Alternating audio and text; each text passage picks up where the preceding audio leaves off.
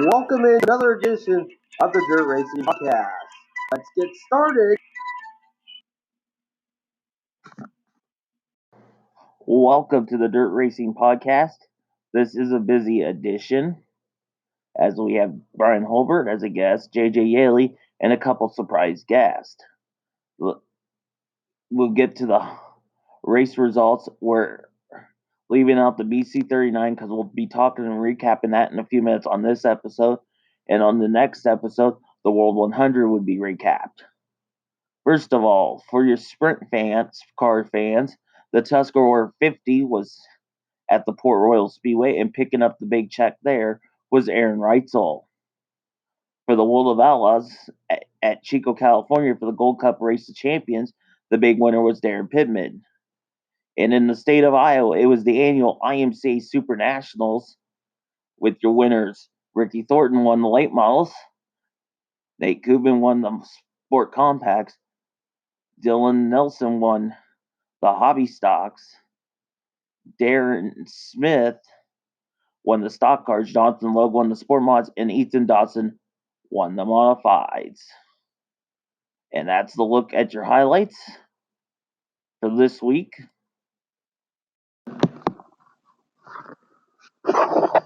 Welcome back to the Dirt Racing Podcast. I have a special guest that actually announced the BC39, Rob Klepper. How are you doing, Rob? I'm doing good, man. How are you doing? Good. It was a good race to go to. Got to go Thursday night. Yeah, it was an awesome event. I mean, 2 days at the Indianapolis Motor Speedway doesn't get much better than that. And then let's talk about Tuesday night, the draw first. Yeah, the draft was pretty interesting. Obviously, every driver was able to choose their starting spot in their heat race. They took the entry list and randomized it, so drivers came up at random, whatnot. So they were able to pick their spot in their heat race, and it was interesting to see who kind of had a strategy, who had an idea where they wanted to start, and then other guys that just kind of came up and were looking at the board and go, yeah, I think I just want to go there. So it was kind of neat to see what drivers, what teams really kind of, I wouldn't say were serious about it, but kind of put some thought into it before they got there. Because if you were drawn late, you really had to kind of think, where do you want to start in the heat race to try and get the most points? But even more importantly is, who do you want to start against? Who do you want to race against? If you're in a heat race that's got, Larson and Zeb Wise and Courtney and Stenhouse, and it's stacked, maybe I won't want to jump in that one. Maybe I want to jump in another one. So the draft was pretty cool. I think everybody had a good time. It was a great party, if you will, at the USAC HQ. So it was cool. I hope we do it again. And then we got to Wednesday for the heat race night. Wednesday night, it was off the charts, man. I mean, it was 10 heat races total. Obviously, everybody knew where they were starting based on the draw. So once we got to the heat races, it was pretty much go time. And the way the format works there, with similar to say like a Chili Bowl style format, is it's all about points. So passing points, finish points. You really need to pass cars you run the racetrack, because that will set you up for the qualifiers held on Thursday. And the heat races were pretty off the chart. I mean, 86 or 87 drivers started a heat race, and it was no fooling around. I mean, that's a tight little boring, and adventure racing has been pretty awesome all year. But at that track, man, those guys have their elbows up and we're going for it. Can you tell the folks where you called the race from? Yeah, it was interesting. I was actually in a lift down in turn number 1, myself and Pat Sullivan, and we were in. I would call it a 2-person lift. I don't think you could have fit another person up there, but so we were outside in the elements. We cut all the mud during hot laps, and then once the track had kind of slipped off, it got a little dusty, and we ate all that dust as well. And it was a cool vantage point down there. We're just below timing and scoring. Jake and Spridge were up there a little bit above us, kind of letting us know what was going on if we had any questions. But so we were kind of suspended in the air down at turn number 1, just outside turn 1 on the entrance. So it was kind of rad. And then after we got done with the heats, they had this pursuit, like Australian pursuit. Yeah, the Australian Pursuit Race. It changed it a little bit from what we saw in the inaugural event last year. It was 25 laps this year with five lap segments. The heat race winner and the person who got the most points in that heat race that wasn't the heat race winner made it to the pursuit race. So you took 10 cars, 10 heat races, 2 cars per heat race. That gave you 20 cars. And then there were 4 promoters' options. So Doug Bowles added four drivers to the back of that pursuit race. So they lined up based on their fastest lap they turned in their heat race, completely inverted. So if that makes any sense at all, top 20 cars getting in there, inverted based on their fastest lap in the heat race, and we went green. First 5-lap segment, if you get past or if you're running last, you're out once the caution comes out. If you cause a caution or get involved in a wreck or stop on the racetrack, you're out as well.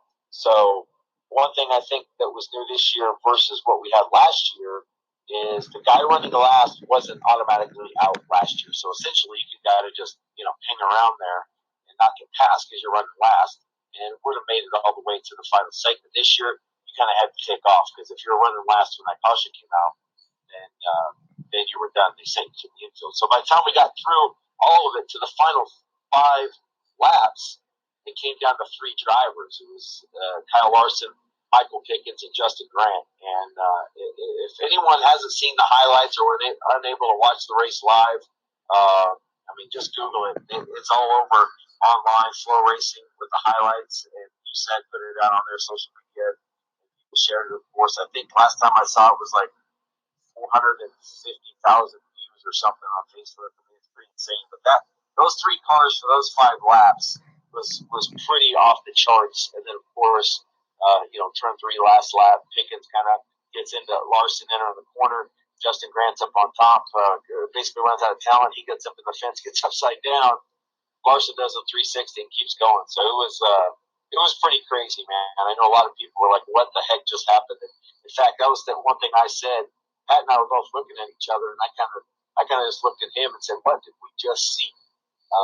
Because it was pretty insane. Would they bring that element eventually to the Chili Bowl? Because it looks fun. I don't know. Yeah, I mean they do that. I can't think of what it's called, where the 2 guys go out on the racetrack and race each other, kind of pole shuffle. I think it is. Yeah, right. There you go, pole shuffle. And they do the pole shuffle, and that's pretty cool. We've seen the pole shuffle over like Australia, New Zealand does it, and then the pursuit race. I think it's pretty cool. I mean, I don't know if you would see it at the Chili Bowl, just because for the BC race, it really had no bearing on any of the lineups for the next day. It was a cool race to do for the fans on the first night. Paid $1,500 to win, and then $100 for each car passed to the winner. So I think when Ted Wise won it last year, he passed 17 cars, so he had a pretty decent payday, and Kyle Larson got a pretty decent payday as well. Not that he really cared about it at that point, man. He just liked putting on the show. So that pursuit thing's pretty cool, and I think if we see it a few times a year, I think that'll be good. And then we got to Thursday where the qualifiers were off the charts first of all. Yeah, so after the 10 heat races, we took the top 36 in points, inverted them for the 6 qualifiers. So essentially 6 cars got inverted based on the points that they had in the heat race. So top 36 in the qualifiers got inverted. Then again, another opportunity to get more points, not necessarily where you finished, but how many cars you passed, along with finishing points through the qualifiers, would set you up for the feature event. And I believe, if memory serves, we took, I think, the top 16 in the points. After the 6th qualifier, and then if you didn't finish in the top 16, 17 through a certain number, I can't remember, say 17 through 24 went to the B main, 25 went to the C. We had a pair of D's and an E. So if you were stuck in an E main or a D main, that means you didn't have a very good race or qualifier. You had to kind of go through the alphabet soup. And then we got to the alphabet soup and the 71 car. Yeah, Jesse Caldwell. He put on a pretty good show, didn't he? I mean, racing his way in, I believe, from the D main? First D main. Yeah, so he came from the first D main through the C, through the B, and got into the A. So pretty impressive run that he had, and then he finished up, I think, 6th or so in the feature event. So I mean, that's pretty impressive. He also took home that big money courtesy of Pro Source, that Passing Master Award that we give. He passed a total of 34 cars. The next closest was Tyler Courtney. I think he had like 23. So Justin Caldwell, definitely the hard charger of the 2 days. Yeah. And then when we got down to the racing beforehand, it was kind of neat what Doug Wolf did, went to each car and talked to the driver. Yeah, Doug Bowles has been really good, and obviously a huge supporter of that event. The BC39, instrumental in the inaugural event. After talking to Brian Clausen before he passed away, it's something that they wanted to do at that racetrack there. Yeah, I thought it was really cool for him to go. And he came on the mic during both the opening ceremonies, both nights, and went out and spoke to each driver in the feature event before we pushed him off. And I thought that was really cool. And then we got down to the action, and it was a barn burner till about the end.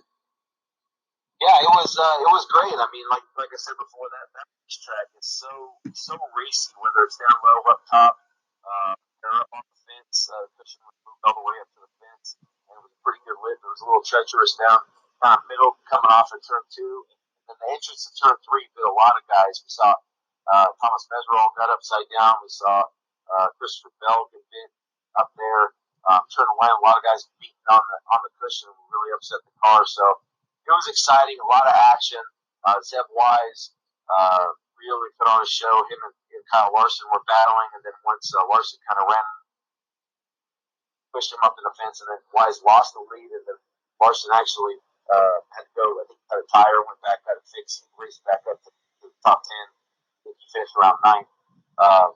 And Tyler Courtney finished 2nd to Zeb Wise after Wise got the win, coming from 20th. So it was all Clarkson Marshall Racing podium with Chad Boat and Logan Seavey there running at top 5. But those CMR guys to go 1, 2, 3 for Brian Clausen was pretty special for sure. And then a driver that hardly races that did a good job was Mr. Dylan Welch. Yeah, what about Dylan Welch? I mean, he shows up to a Kokomo beginning of the year in April, the Kokomo Grand Prix, lays down a new track record, and he said, hey, I'm a pavement driver by trade, though he's pretty much only run dirt as of late. But yeah, Welch really did a good job. We've seen him make the Chili Bowl, running a very, very limited schedule. This year he's run probably more events than he has the past few years. Gets into the show, and he started, I believe, 8th, maybe outside row 4, and finished just one spot out of the top 10 and 11th. So he's cool to watch for sure, and that's always neat to see him come back and run with the series. And then the one that really did, I was surprised that was there, was Mr. Gio Salzi. That he's a good wing driver.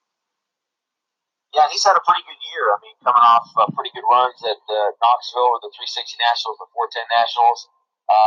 Actually, him and his brother both making the show at the 410 Nationals. But yeah, he doesn't run many major races at all, other than maybe the Chili Bowl. And got teamed up there with Tucker Boat, and I mean, they put 3 of their 4 cars in the feature, and he started 9th. So I'm kind of just brought up the results, 9th, and then finished in the 14th spot. So yeah, I mean, he's another hot shoe. He's had a really good year, and it was cool to see him put it in the show and get a top 15 out of it. And I would recommend to go to it. I was there. Yeah, I mean, how can you not? How can you not, man? I mean, it's sold out. I think 500 seats to the grandstands this year, and it was jam packed again. The first night was pretty full, if not full, and it's a neat event. I mean, I didn't grow up here in Indiana, though I live in Indiana now. So for the people here that have been going to the Indianapolis 500 for their entire life or generations, or going to the Brickyards since it started in the 90s, to listen to them talk about how neat it is to see not only a night race at the Speedway, but to see a dirt track inside of turn number 3. It's a really neat facility. Obviously, if anyone has never been to it. But to be able to see the midgets go at it in turn 3 on the dirt track under the lights at the Indianapolis Motor Speedway, I mean, I think it's going to be special and get more and more special each and every year. You know, it's definitely a bucket list item if you're a racing fan. Yeah, and car counts like the Chili Bowl, the second biggest of the year. Yeah, I mean, we had, 115 or so last year. This year we had 93 entered. I think 87 actually took a green flag. So, I mean, that's pretty big right there. I mean, you talk to fans, they want to see more than one race. You know, how cool would it be to see something during the month of May at the Speedway there as well. So, you just never know. I mean, the good thing is Doug Bowles, he's a short track racer at heart. He grew up going to the dirt tracks. He loves coming to the USAC races. We saw him at Midget Week. We saw him at Sprint Week. They had an event for the TQ midgets recently for Brad Gray, and he was at that event. A handful of USAC guys went down and ran that. I think it was in Rush. Still there? There. Yeah, I'm still here. That's why I'm making sure. Yep. And so, yeah, I mean, Doug Bowles, having him part of this deal, I think is certainly going to help keep it around for a long time. Okay, yeah. That's it for the BC. We'll take a quick break and come back with more with Rob.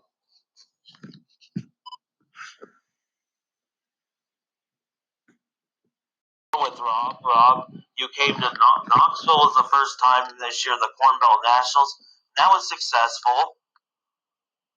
Yeah, it's a great event. I mean, anytime you can go to Knoxville, it's always cool for us, and for me especially. I got to announce the All-Stars there way back in the day, and the Knoxville Midget Nationals a few times with USAC in I think it was 06, 07 time, and so it's cool to come back with the sprint cars for sure. And Brady Bacon just kind of put a whooping on them and sweeping both nights and taking was it $20,000 on night number 2 and 5 on the first night, so $25,000 took away from Knoxville, but. Yeah, it's a great event. Everybody there is great. Kendra's doing a great job, and the only person that I missed was Tony Bacco, but he wasn't in the house, so Chris and I had to handle things. But it was a lot of fun. And you got the wing cars too with that. Yeah, that was cool. The first night they ran the 360 wing cars for this their weekly show, and then Saturday night ran the 410s, and they always put on a good show. At that point, these guys started to kind of tune up for the 360 Nationals, 410 Nationals, the Captain Classic, and at that point, so Brady Bacon, it was cool for him because he was good. He ran both the 360 and the 410 Nationals, I believe. So he got some extra laps there, and it's cool to see the non-wing guys run around Knoxville. You know, the fans there don't get an opportunity to see the sprint cars without the wing there much, and so it's neat to see them, 2, 3, 4 wide through the corners and toss it in a little bit earlier than the wing guys. I'll be a little bit slower lap time, mile per hour, but we'll take it when you can see 3 and 4 wide racing. Yeah, and then next year I heard it's moving back a week. Is that true? I don't know. I mean, that's what I had heard, but I don't know for sure on that. But when it's going to come out, I know obviously Levi Jones and Spriggs and all those guys are working on schedules for next year. They usually have those things out by the PRI show in December. So yeah, it's hard to say how everything's going to shake out.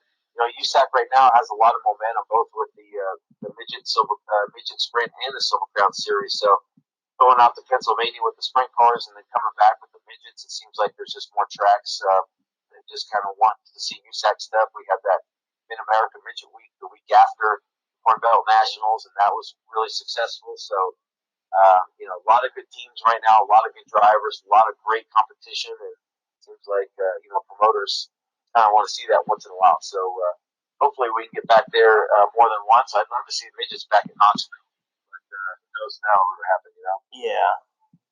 And then, speaking of the Silver Crown, the car count on dirt's been excellent. Yeah, it's been pretty off the charts. I mean, what they've done the last few years and really focusing on getting that series built back up. Pavement cars, I mean, you're in the high teens, low 20s, depending on where the race is. They just ran Raceway Park Saturday night, and Cody Swanson went wire to wire and won the race, but as he looks for his, 5th USAC Silver Crown Series championship. So, yeah, no, you're right. The car counts way up on the dirt. The coin was huge. They had a big field there, and 2 dirt races left. They'll be at Springfield, which got rained out. They'll be back there on the mile on September 22nd. I think that's a Sunday in a couple weeks. And then of course, that Saturday after that, the 28th, will be the Four Crown Nationals at Eldora. So 2 Silver Crown races to go, and they'll be all done for the year. And then what's some of the bigger events left on the calendar? Well, for us, obviously, any Silver Crown event's a big one. But once you get through the Four Crown, we'll be at the Terre Haute Action Track for the Jim Hurtubise Classic this Friday with the sprint cars. Hopstad Hustler, 10 grand to win, co-sanctioned with MSCS. This Saturday with the sprint cars, and then of course the Four Crown, the 28th of September. Obviously, a big one there. Jason Leffler Memorial, a big one for the USAC Midget Series coming up on Thursday, October 17th. That's a big one there. They'll also be at Tri-State 2 days later on the 19th. Then you go out west and close out the year for both the midgets and the sprint cars. Gets pretty exciting. You have the Oval Nationals November 7, 8, 9 at the Paris Auto Speedway. We'll be at the Placerville Raceway in Placerville, California with the midgets for the Hangtown 100. A lot of big money up for grabs there. And of course, Turkey Night on Thanksgiving night at Ventura Raceway on the 28th of November. So still a lot of big marquee crown jewel events. And if you can't make it out to any of them, well, it's pretty cool. You can watch them all live on Flow Racing. So it's been a pretty good year with Flow, and looking forward to closing out. We got about 25% of the schedule left, give or take, and definitely in the sprint cars, and the midgets with a handful of events too. So we'll keep her moving and getting excited to get out west and close out the year at Turkey Night. Do you still do some TV still? Yes, I do. I do quite a bit actually for Lucas Oil Studios. I cover all the Lucas Oil Off-Road Racing Series events, the short course off-road shows out west. We just actually voiced over the final night of the 360 Nationals and the Knoxville Nationals, the 410 Nationals. So that'll be airing pretty soon on MAV TV. Then I cover a lot of different stuff for Lucas as well, but still doing quite a bit of TV stuff, keeping me busy. Yeah, and I'm trying to. And where did you get your start at? Well, originally I got my start at a micro midget track in Visalia, California. I'm from the West Coast, and my degree is in broadcasting from Arizona State University, oddly enough. And my brother raced midgets and sprint cars and Silver Crown cars, and that's what first brought us back here in the late 90s. And then about 2003, I moved back to California and found a track that had an opening, looking for an announcer, and thought I'd give it a shot. Then there was that was a Friday night track. Then I found one in King Speedway in Hanford, California. Was also looking for an announcer, and they were Saturday night tracks. So I got that gig, and they just started announcing back there and kind of learning how to do it, if you will. I always tell anyone if they want to get into motorsports announcing or television to go announce at their local racetrack, because it's not easy, and you learn a lot by having to sit up there with the microphone and carry the night from calling the racing and announcing birthdays and messing up people's names and having their moms yell at you, and letting everybody know the merchandise trailer's open and there's hot dogs for sale and all that stuff. It's a really good training ground. So I did that for a year, and then was able to get a gig with the All-Star Circuit of Champions in 2003. I guess I announced that was 2002. 2003, I started with the All-Stars. Did that 3, 4, 5, and then convinced USAC to hire me. Did that from 6 to 10, and then got busy with a lot of TV work. And then this year, I did a lot of the events, like a pit reporter, to doing a lot of voiceover work in the studio, which opened up my weekends. Eli Jones kind of been bugging me the last couple of years about coming back to this. You said, well, I could do it this year, and so we put a deal together, and here I am back doing it. So it's good. I mean, it's the most fun thing to announce. Is the USAC stuff, so it doesn't get much better. Yeah, and hopefully we'll see you sometime down the road, and thanks for joining us tonight. Yeah, no problem, man. Thanks for having me on. Yeah. Hope you have a good rest of the year, bud. Yeah, and anytime you want to come on, you're more than welcome. I certainly appreciate it, bud. Thank you.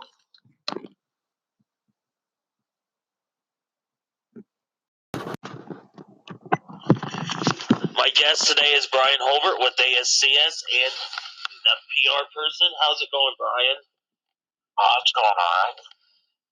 Let's talk about, you also work with the Chili Bowl, too, right?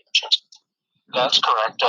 Working with ascs and Emmett Hahn, it also very fortunate for me to be the publicist and announcer for the not only ASCS but also the Lucas Oil Chili Bowl National, presented by General Tire, as well as the Lucas Oil Tulsa Shootout. And when we started earlier, you just visited your 116th track last week, correct? Yeah, that's correct. Never thought I'd visit 16 tracks, much less 116, but just went to 34 Raceway in West Burlington, Iowa, and great show, great car count. Paired with the Sprint Invaders, really have to thank all the drivers and the officials with the Sprint Invaders for coming in and helping support that event. And got to thank the owners and promoters of 34 Raceway. They were absolutely fantastic to work with and be around. They were very, very, very hospitable to everybody, and really look forward to being able to go back. It was a great show, and look forward to going back next year. It's such a cool area just to go down to. It's not far for me to get to. It's a neat track. It's one of the few tracks in Iowa that's not a fairgrounds half mile, and I know the drivers loved it, absolutely loved it. And of course, you did Oski and Knoxville. Yeah, and I mean when it comes to racetracks, when you want to talk about top notch, it's hard to beat Knoxville Raceway. I remember when it was it was good, but not like it is today. It's like everything. I mean, everything progresses, and Ralph Capitani had a vision, and it's neat to see that vision come to fruition and continue the way it has. And having the ASCS there for 360 Nationals is kind of nice too. It is. It's a great event to go to. It's a great event to be a part of. You're giving drivers a chance to run for decent money, and it's all leading up into the 410 Nationals, so it's a win-win for teams and fans. Yeah, and you parents participated in the Nationals a couple times. They did, actually, 3 times to be exact. Actually made the show in 2002 with Ricky Logan and the Lucas Oil 3S. The same year, we also won the inaugural Mr. Sprint Car title, and they got a chance this year to go up and actually see their names on the plaque with all the other owners and drivers. So they may not have been voted in, but by golly, they're in. Yeah. And what's your favorite trip on the whole tour? If we're talking just sheer scenery, it's the Northwest by far. The Pacific Northwest is just absolutely beautiful country. Getting to go to Skagit and Grace Harbor, coming back through Montana with Gallatin Speedway and Big Sky Speedway, if you're flying over that part of the country, you're missing out because it's just absolutely beautiful drive. And you guys just came from Lake of the Ozarks last weekend too, I know. How did that go? Had great 2 nights, good crowds, and I really have to give a tip of the hat to Tim Trimble and his group. Friday night, they got 4.5 inches of rain at that track.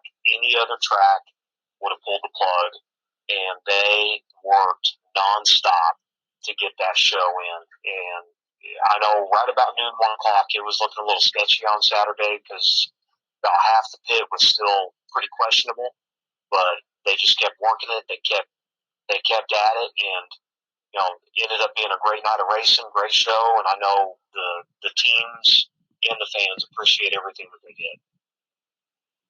What's your favorite event coming up?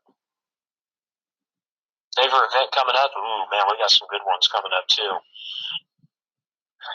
Kind of hard not to say the Honkin McMillan Memorial. I mean, that has grown into just an absolutely phenomenal event, and and I just 10,000 winged and non-winged.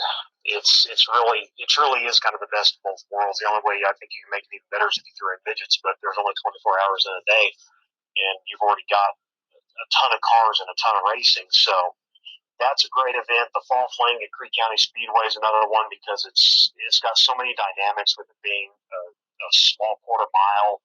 It's not really high banked. It's got just enough where you can definitely get up on the chip and make something happen. But it's a driver's track. You definitely have to be on the wheel to make something happen. And of course, we end the season out this year with Tony Stewart presents the Vancouver Texas Sprint Car Nationals at Texas Motor Speedway. And that's another facility where when you walk in, your jaw just drags the floor behind you because it's just such a beautiful facility. Going back to Chili Bowl, can you explain, if you have not been there, what you're looking for and stuff? Oh, man. I could describe the Chili Bowl for the next 12 hours and still not fully encompass the entire event. It's one of those, when you hear this term, you have to see it to believe it. The Chili Bowl is definitely that. I mean, the first time I ever walked in that building and looked at the layout, the cars, the stands, the track, everything the way it's done, it is a logistical nightmare and masterpiece all at the same time. What Emmett and Lanny came up with and what those families have continued and built for going on now, would it be 34 years, is just absolutely phenomenal. It's probably the most intense racing you will see all year, and it's right at the start of the year. It's the biggest midget race outside of probably the BC 39. It is the biggest midget race. Speaking of, what track would you love to announce that you never have? Track that I announce at that I've never announced at. That's tough. I don't know. That's something I've never really thought about. I just feel fortunate to be able to do what I do and to have the support that I have of my family, my wife, and that they understand that this is what I've always had a passion for, and I'm fortunate in that I was able to follow a dream and turn it into a career. And I didn't have to go find a desk job. And you get to do something you love and still have family time. Yeah, and of course now, my wife and I have actually been together for about 5 years, been married for a little over 1, and we've got a 1-year-old son now, and it's the juggling act, and I do have to, I really have to give the utmost thanks to my wife, because she takes on a lot, especially if I am gone for a couple weeks at a time on some of these tours. It's she's a school teacher, and she's busy from sun up to sundown and beyond. So, it's great to have somebody that understands what I do and takes on what she does. Because there's a lot of women that couldn't do this, and she's got broad shoulders, and she can take it on. How did you ever come up with the minute with Mr. Chick Magnet? That was actually a joke. We were joking around at PRI, and I just kind of mentioned it in passing, and Josh took it and ran with it. So when they were on the tour, we had the minute with the magnet, and it was great to do that with Josh. He's a great kid. I say kid, he's a grown man. His insight, what he has to say, his passion for the sport, it's refreshing. I mean, it's really neat. You get to see, kind of take a step back and understand why we all got into the sport. And then it grew this year at the Hall of Fame with his more than an hour. Yeah, I wasn't up there for that. I had, after 360 Nationals and the Ultimate Challenge, I went ahead and came back for my son's birthday. So yeah. I heard about it. I heard it was good. Can't believe he has 10 drivers, and some of them are on the tour still. Yeah, he's got drivers at Knoxville, ASCS, the Outlaws. I can't remember if he has any on the All-Stars, but I'm sure he will soon. And where would you, so on the ASCS, how many regions are there up to now? Oh God, you're gonna make me lie here, because I'm going brain dead a little bit. I want to say 10 regions. I write about all of them. You'd think I'd know this. 10 regions, national tour, upwards of about 200 actual ASCS sanctioned events over the course of the season.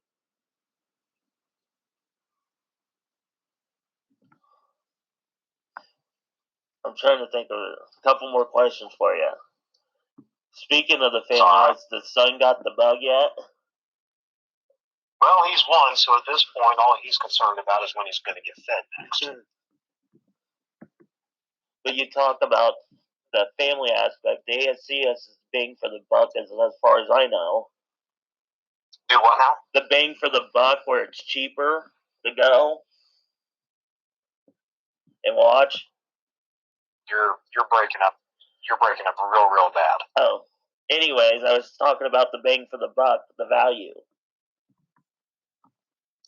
You know, I try to, you know, people say, well, the Outlaws run 90 times a year, and they've got the way they're made up, the way the series is done. It's a different structure than what you find with ASCS, where I tell people we're more the blue collar national tour, where the guy that actually has a job can still run the national tour. You know, Roger Crockett's a good example with his company, his graphics company.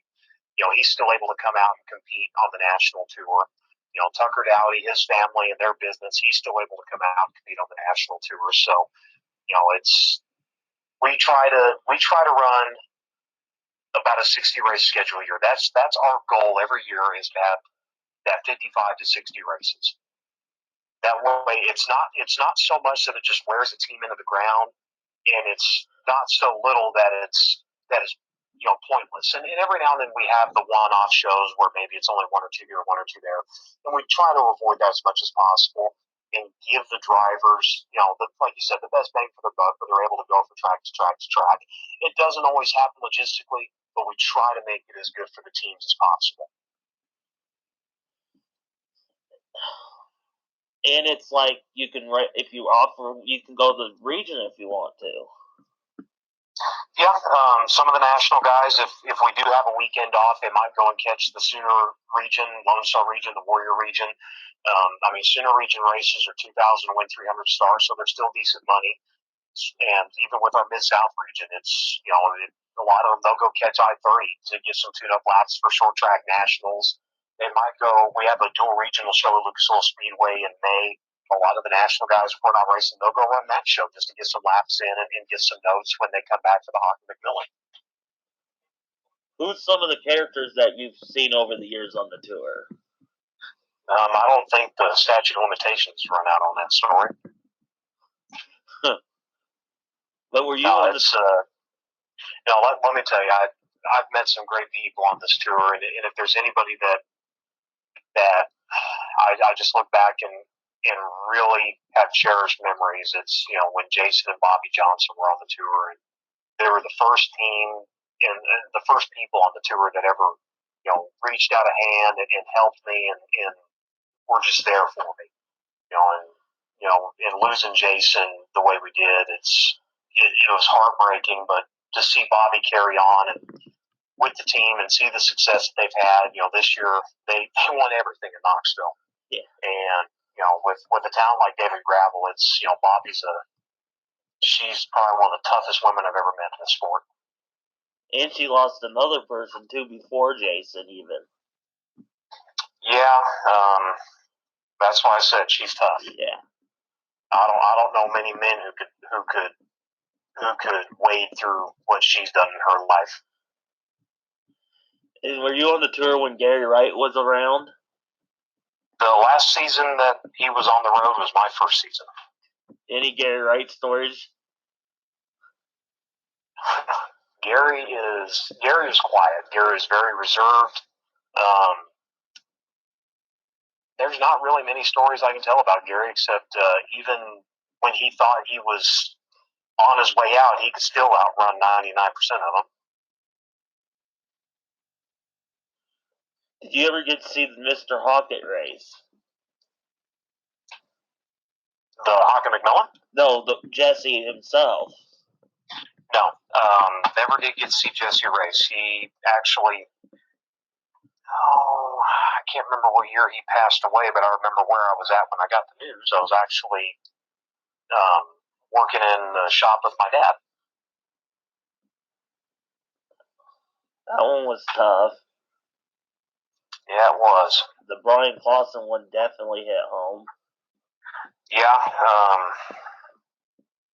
Brian him and Lauren were awesome, absolutely awesome people. Of course, Lauren is still awesome. She's one of the truly nice people and ambassadors of the sport. Yeah, I know.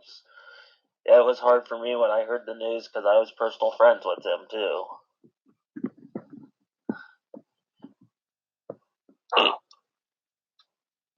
Where's some of your big races can you talk about for the rest of the year? Oh, of course, like I said, we got the Hawk McMillan coming up at Lucasville Speedway, the Fall Fling at Creek County Speedway, the Devil's Bowl Winter Nationals, and our season finale at the Texas Motor Speedway Dirt Track.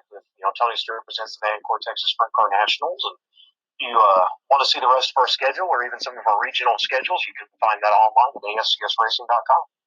And you can, of course, hear it on Racing Boys, right? Oh, yeah. You can hear it and see it all. Thanks for your time, Brian. All right, thank you.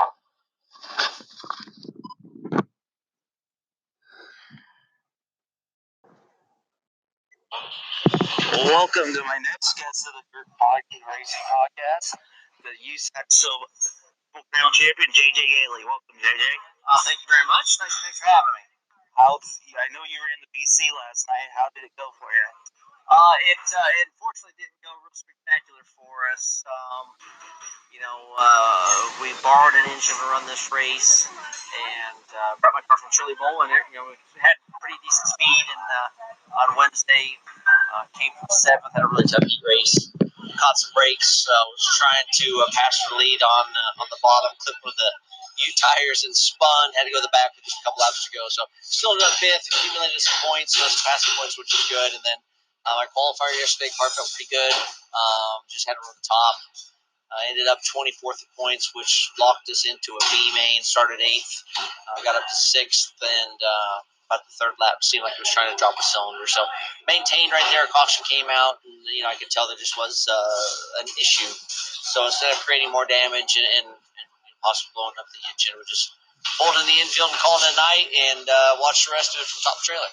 What's your opinion about Knoxville in your race there? About where? Knoxville. Knoxville. Obviously it's there's always going to be in my mind 3 all-time greatest dirt tracks, and obviously Eldora's going to be one, Knoxville's going to be the other. Manzanita, when it still existed, was the other one, and as time went on, and Manzanita slowly kind of deteriorated. A lot of the city of Phoenix grew up around it, and it unfortunately lost, and they shut it down. But to still have a place like Knoxville and Eldora thriving, the races and the venues that come there are second to none. So it was a lot of it was a lot of fun. It's a great surface.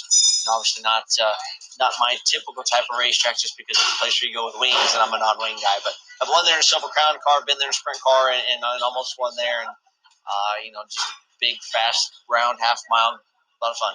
And then down the road, you raced in the first Ultimate at Oski? I did.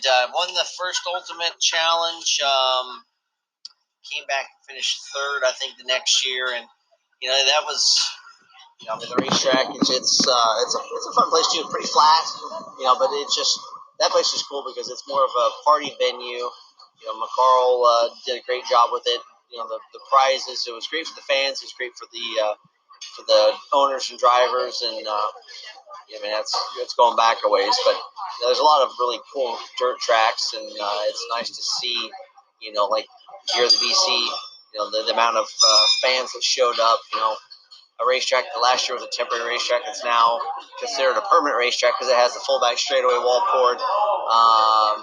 I'm sure that they'll continue to do what they can to try to make the racing better, not the racing better, but maybe the surface. If they can find some clay that held a little bit more moisture, knock down on the dust for the fans. But just the shape of the racetrack is perfect. Fantastic racing. The Indianapolis Motor Speedway, Doug Bowles did a fantastic job, and it made it truly a pleasure to come to participate. couple more questions. The first one you drove for Steve Lewis. Can you talk about him a little bit? Yeah, I can. You know, he is, and will always be probably one of the most famous owners in midget racing, and obviously he's famous on his own for his business and the PRI show and the things that he's accumulated over the years for auto racing. But you know, whenever you drove one of those white number nines, it's just that feeling of you've made it because you're at the pinnacle of the midget sport and you're driving for, Bob Easton and Steve Lewis and some of the best equipment. And, they didn't spare any expense, time, effort. The cars were always fantastic. They were great to drive. And, Steve was, I've known him since I was a little kid. I will always consider him to be a friend. And certainly, again, like I said, one of probably the best midget owners ever. And then talk about the Dirt Million car that year. Yeah, that was, that's the unfortunate side of me building my own cars and then getting to kind of engineer and have some fun. Tony Stewart was the owner of those cars back in 2003, and we'd already had a phenomenal season. And I've never been afraid to build something that was different, sometimes a little bit extreme, borderline even gaudy, and knowing what the rule book looked like, what it read between the lines, and essentially just built a car that I felt aerodynamically was going to enhance non-wing racing. And we debuted the car when we went to Chicagoland, which was the week before the Mopar Million. Won hot laps, fast time, won the heat, won the feature, swooped the card. And I think by Tuesday they'd already made a body rule package before we ever got to Eldora. So, it's fun to, I guess, stir the pot, make people get a little upset, and make rules for you. And unfortunately, we didn't win the Mopar Million with that car. I ended up finishing fourth, but I still have the car sitting in my dad's shop in Phoenix, Arizona. I mean, it ran a grand total of I think 3 races in its life. So it certainly wasn't the prettiest race car, but it was fast. And then you were going for the championship when the Silver Crown went back in the early 2000s Syracuse. Talk about that track. Anytime you take a dirt Silver Crown car onto a mile, it's already kind of hairy experience. And, you go to a place like Springfield, it's very fast. And you go to DuQuoin, it's even faster and wide. And, when we started racing DuQuoin at night, it had a cushion. You ran it basically like a sprint car. It's really crazy and scary how fast you were going. But, going to Syracuse, the racetrack was very, very narrow. The racetrack would get these crazy calcium deposits. They got worse and worse, and as you would hit them, the car would just instantly slide out. And so it made racing very interesting and fun. And I guess I'm lucky enough. I was there twice, won both races. The very first one was exciting because Tobias, being from up there, having a modified background, we were racing pretty hard for the lead with about 10 laps to go, and he ran into me, almost crashed us both, and luckily I survived because it would have been a nasty wreck. But it's a shame to see some of these real famous racetracks that drivers long before me were going to and braving the elements are no longer around. But I guess as long as the race fans continue to go out and support the racetracks, hopefully we'll keep some of the good ones around for a long time. And then the final question: did you ever run a modified there? I did I ran a big block modified there, and it was funny because just the difference between the two. A Silver Crown car is so difficult to drive, especially on a mile, and getting behind the wheel of a big block modified. They're so heavy. They do have downforce. To me, it felt like the difference between running a non-wing sprint car and a wing sprint car was a lot easier. Unfortunately enough for me, I didn't run for a big team. I ran for Rick and Corky Thumb. Great group, kind of a Saturday night racers. We were a little bit down on horsepower, but in practice, I just continued to change gears because they were worried about RPM because I was just overdriving the corners. But I was very fast until the race started. And as we went into turn 1 and they all lifted well before I was anticipating lifting, the pace was just so slow that I kind of screwed everything up by having the wrong gear in the car. So, instead of looking for that raw speed that I was looking for, not putting a forethought into the race pace that we were going to be running. So it made it difficult, but it was definitely fun. I enjoyed running those cars. Usually whenever we go to Watkins Glen or sometimes up in that area, I found a ride and run Bridgeport before, a couple of the other racetracks with rolling wheels that, or some more famous tracks for the modifieds, but they're definitely a lot of fun to drive. And then the final question: where are we expecting to see you next year on dirt? It's hard to tell. Obviously, I don't get to do as much as I would like sometimes, which makes it a little bit difficult. But I might be lucky enough that I might get to run a couple more before the end of this year. They've got the big invitational gateway that I was unable to participate with last year. That would be fun to get to go do. There's a big PM race at the end of the year in Placerville, California. So we'll just have to wait and see once it gets closer. Thanks for your time, JJ. Everybody, thank you. We appreciate all the guests this week. If during the jjyeley episode you heard some beating and banging, we were doing that from the Indianapolis Motorway Garage during the Xfinity race weekend. Welcome to the Dirt Racing Podcast. We're going to talk about Monster Jam with my guest. How we doing? Camden Murphy here. How we doing, buddy? Okay, good. What's the difference? You also drive NASCAR between the Monster Jam and the Monster and here. It's honestly kind of a big one, really. I mean, it's kind of have to try to find that switch to flick because you're in NASCAR, obviously you're doing 200 miles an hour, and when you're flying in a NASCAR car or truck, it's not a good thing. So it's definitely a bit of a change. And what's the name of your truck? The truck is Bakugan Dragonoids. Spin Master sponsored truck based off the card game Bakugan. And what's your schedule looking for the season? For the rest of the year, I actually have a show just about every weekend in October. Go to Glendale, Arizona, go out to Vegas for the All-Star Challenge the second week. I believe I'm in Houston, then Arlington, Texas. I'm really looking forward to it. Then I end up going to Minneapolis in December, so it's a pretty good schedule here for the rest of the year. And then where are you at on Twitter? On Twitter, we're at Camden Murphy. You can come follow me there, and on Instagram at Camden.Murphy. Follow me on all those great social media platforms. Best of luck to you. Yeah, thanks, man. I appreciate it.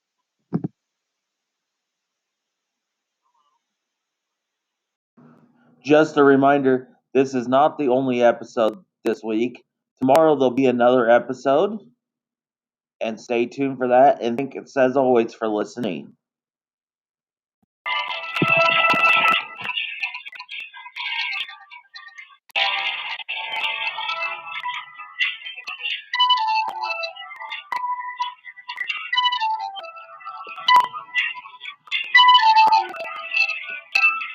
Thanks for listening to another edition of the Racing Podcast.